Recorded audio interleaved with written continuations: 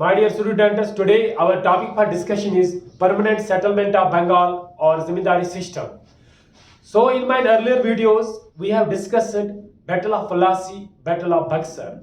After Battle of Plassey and Battle of Buxar, British laid the foundation of their rule in India. So Britishers, they came India as a trading company for the purpose of trade. Later, with the passage of time during 18th century, they laid the foundation of their rule. So this is known as imperialism, British imperialism. Imperialism simply means the political subjugation of a territory. When a powerful country subjugates the territory of weak country is known as imperialism. Imperialism क्या है? Imperialism means the political subjugation. Imperialism. When a powerful country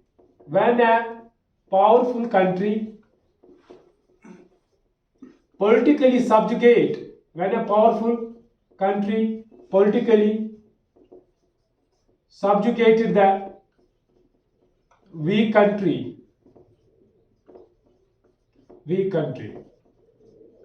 is known as imperialism. Imperialism क्या है? Imperialism simply means so far the term imperialism is concerned, it simply means that when a powerful country politically subjugate the territory of weak country is known as imperialism. Though, so we can say that both imperialism as well as colonialism, they are interrelated terms. So colonialism क्या है? Colonialism means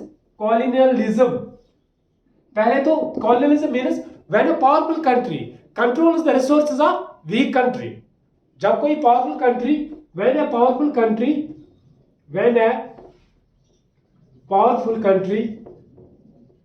controls the resources of weak country,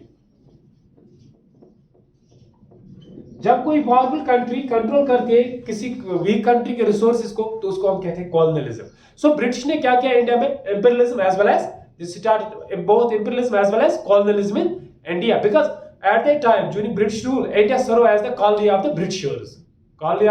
Britishers. So आज जो भी resource India के it was control, उनको control किसने किया? Britishers ने, for their own benefit. And we see that they started the drain of wealth from India to Britain. Clear? So though we can say that all the resources they were exploited by the Britishers. जो भी India में resources थे, बंगाल में, other states में, उनको exploit किया. किसने? Britishers ने. किस पर्पस के लिए? अपने उन बेनिफिट के लिए. नाउ सो आवर टॉपिक, जो आज का टॉपिक है वो है permanent settlement of Bengal. So permanent settlement of Bengal, this system it was introduced by, इसको इंट्रोड्यूस किया. किसने इंट्रोड्यूस किया? लॉर्ड कॉर्नवेलिस ने. किसने? लॉर्ड कॉर्नवेलिस ने. सो लॉर्ड कॉर्नवेलिस कौन था? Lord Cornwallis was a governor, he was a governor general of Bengal. क्या था? Governor general of Bengal. Lord Cornwallis governor general of Bengal था. कब बना गवर्नर जनरल ऑफ बंगाल? 1786 में. कब तक? 1793 तक. This person served as the governor general of Bengal. Governor general Bengal था ये उस टाइम. मगर जो परमानेंट सेटलमेंट ऑफ बंगाल था, कब इसने स्टार्ट किया जिम्मेदारी सिस्टम को? This system was started in 1793. कब स्टार्ट हुआ परमानेंट सेटलमेंट? 1793. कहां पे स्टार्ट हुआ? Bengal, in the provinces of Bengal, Bihar and Orissa. किन प्रोविंसेस में? Provinces of Bengal, Bihar and Orissa. Orissa भी कहते हैं हम. So permanent settlement of Bengal it was introduced by Lord Cornwallis in, कब किया? 1793 में. कहां किया? In the provinces of Bengal, Bihar and Orissa. ये सिस्टम क्या था? जो लॉर्ड कॉर्नवेलिस था, this was he was a reformer. उसने बहुत से एडमिनिस्ट्रेटिव रिफॉर्म्स इंडिया में किए, जुडिशियल रिफॉर्म्स लाए उन्होंने, एंड सिविल सर्विस में भी बहुत रिफॉर्म्स किए. सिविल सर्विस जो इंडिया की थी. And he is also known as the father of Indian civil service. याद रखना ये बात, this is a very important point. Who is known as the father of Indian civil service? So simple सा answer है father of Indian civil service.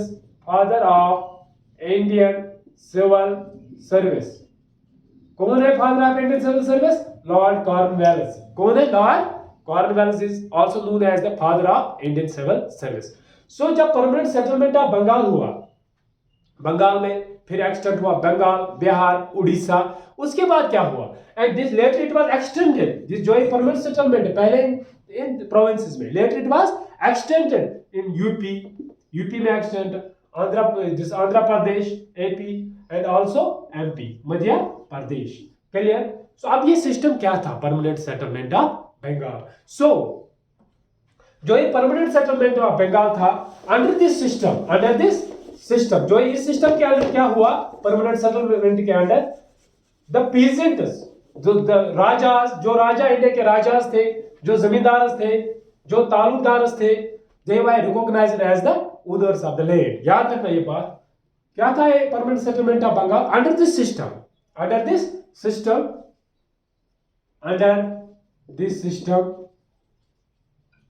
किस system के अंदर, permanent settlement of Bengal. क्या सिस्टम था, लॉर्ड कॉर्नवालिस ने जिसको introduce किया। अंडर दिस सिस्टम जमींदार राजास, जो यहाँ के राजा थे, तालुकदार थे, they were recognized, क्या were the owners of land, were recognized as the owners of land,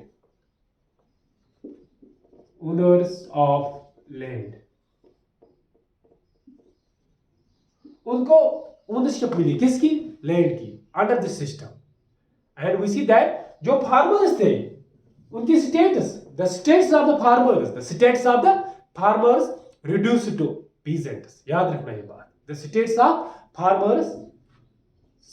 of जो फार्मर्स थे यहाँ इंडिया में उस time, the status of farmers reduce to peasants. Clear? पहला point, under this system zamindars, rajas, landlords, they were recognized as the owners of land. Clear? The farmers were reduced to the status of peasants. So जो जमींदार थे वो क्या बन गए आप, owners of the land. Under किसने बनाया उनको, ब्रिटिशर्स ने। जो यहाँ के लोकल जमींदार थे, तालुकदार, राजास थे, उनको आप क्या मिले, उनको ओनरशिप राइट्स मिली, और लैंड के ओनरशिप राइट्स मिली। क्लियर? जो फार्मर्स थे उनको क्या मिला, ऑक्यूपेंसी राइट्स, क्योंकि दे वर रिड्यूस्ड टू पीजेंट्स। जो फार्मर्स थे, देयर स्टेट्स जो थे वो रिड्यूस किए गए peasant. So in simple means उनको क्या मिले, ऑक्यूपेंसी राइट्स। ऑक्यूपेंसी राइट्स क्या होता है, occupancy right when a person occupy a piece of land for the purpose of cultivation purpose के लिए आप किसी पीस ऑफ लैंड को ऑक्यूपाई करोगे, बट उस पे आपके ओनर प्रॉपर्टी राइट्स नहीं होते। Clear? So second important point है ये, द जमींदार्स हैड टू पे, उनको कहा गया that under this system the zamindars थे, दे हैड टू पे 89% of the land revenue, 89% of the land revenue, 89% of the land revenue to the British,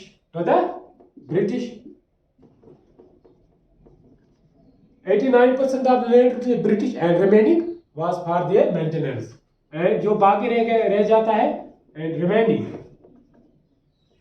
for him। क्या हुआ, अगर हम देखेंगे 100% जब रेवेन्यू कलेक्ट होगा तो उसमें क्या 89% किनको पे करने थे, ब्रिटिशर्स को। क्लियर? जो बाकी रहते, कितने परसेंट रहते, बाकी 11%, वो किसके लिए थे, जमींदार्स के लिए, फॉर देयर ओन मेंटेनेंस, उनके अपने लिए, ठीक है ना, for their own survival. Clear? So under this system we see that this land revenue जो था, land revenue under this system, land revenue was fixed for a period of 10 years। याद रखना ये बात, इसलिए इसको परमानेंट कहते हैं।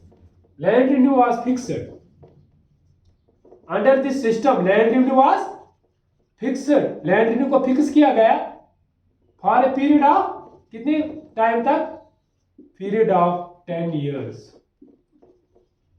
Under this system, one of the important feature of the permanent settlement of Bengal is that under this system we can say that land revenue was fixed for a period of 10 years. For a period of, or we can say simple words, for a term of 10 years. For a term of 10 years. 10 years तक ये settle हुआ है आप land revenue, ठीक है ना, land revenue. So but जब उनको ओनर्स ऑफ द लैंड बनाया गया, जिम्मेदार को, दे वर आस्क्ड, उनको उस टाइम पूछा गया that they were asked to invest for the improvement of land. एक तो जिम्मेदारी राइट्स है, दूसरा इंपॉर्टेंट पॉइंट क्या है, उनको अब जिम्मेदारी मिली, ओनरशिप राइट्स मिले लैंड के, और दे वर आस्क्ड, ब्रिटिशर्स ने उन्हें कहा कि इंप्रूवमेंट ऑफ लैंड, उनको they were asked to invest for the improvement of land. So but जो ये सिस्टम था ना, it was we can say that high land revenue system था. ये क्या था, जो टैक्स रेट थी यहाँ वो क्या थी, excessive high tax rate. This was oppressive system. जो यहाँ के पीजेंट्स थे, टेनेंट्स थे, they were not in a position to pay. उन्होंने लैंड रेवेन्यू को पे ही नहीं कर पा रहे थे. क्यों? क्योंकि इट वाज, जो लैंड रेवेन्यू रेट थी वो क्या थी, बहुत ज्यादा थी, हाई लैंड रेवेन्यू रेट थी. सो इसलिए प्रॉब्लम होती थी. जो कंडीशन ऑफ द पीजेंट्री थी वो क्या हुई, from bad to worse. Day by day the condition of the peasants goes from bad to worse. किस सिस्टम से, जिम्मेदारी सिस्टम से या permanent settlement of Bengal. So we can say that जो जमींदार थे, वो क्या हो गए, उनकी कंडीशंस इंप्रूव हो गए, उनकी कंडीशंस, क्योंकि उन्होंने बहुत वेल्थ वहां पे कमाई, और उनकी कहां से, जिम्मेदारी सिस्टम से. So they emerged as a powerful class, जिम्मेदार. बट जो पीजेंट्स थे उनकी कंडीशन क्या हो गई, deplorable condition. Clear, deplorable condition हो गई उनकी, because they were not in a position to pay land revenue. Why? Because जो लैंड रेवेन्यू रेट थी वो बहुत ज्यादा थी. Clear. So finally we can say that जो ये सिस्टम था ये फिर क्या हुआ, फेल हुआ. व्हाई? बिकॉज जो भी पीजेंट्स थे they migrate to other areas. उन्होंने माइग्रेट किया अदर एरियाज में. क्लियर, उन्होंने माइग्रेट किया अदर एरियाज में, उन्होंने माइग्रेट किया. So they left the land uncultivated, they left the land uncultivated. Why?